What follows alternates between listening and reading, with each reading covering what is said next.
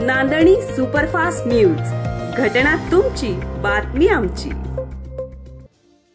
कलेढोण सरपंचांनी पहिल्याच दिवशी सुरू केला कामाचा धडाका। 15व्या वित्त आयोगातून 5 लाखाचे काम सुरू। खटाव तालुक्यातील कलेढोण येथील सरपंच अपात्रतेच्या प्रक्रियेमुळे गेले अनेक दिवस त्या गावातील विकास कामे रखडली होती। मात्र ग्रामविकास मंत्री जयकुमार गोरे यांच्या खात्याने कलेढोण सरपंच प्रीती शेटे यांच्या अपात्र प्रक्रियेला स्थगिती दिली व पुन्हा सरपंच पदाचा पदभार स्वीकारल्यानंतर पहिल्याच दिवशी कलेढोण गावामध्ये विकास कामाचा धडाका सुरू झाला आहे।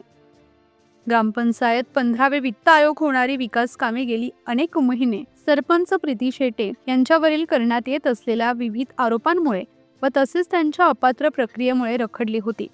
गत आठवड्यांमध्ये राज्याचे ग्रामविकास मंत्री जयकुमार गोरे यांच्या ग्रामविकास खात्याकडून सरपंच प्रीती शेटे यांचा अपात्र प्रक्रियेला स्थगिती दिली व शेटे यांनी पुन्हा सरपंच पदाचा पदभार स्वीकारला।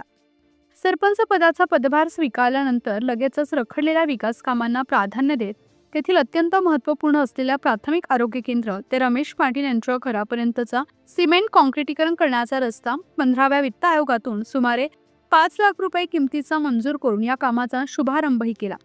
तसेच गावातील विविध रखडलेल्या विकास कामांवर तसेच पाणी योजनेच्या कामाला गती देणार असल्याचं सरपंच शेटे यांनी सांगितले।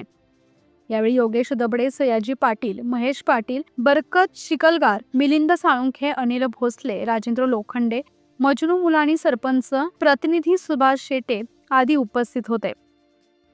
प्रतिनिधी शिल्पा कुंभार।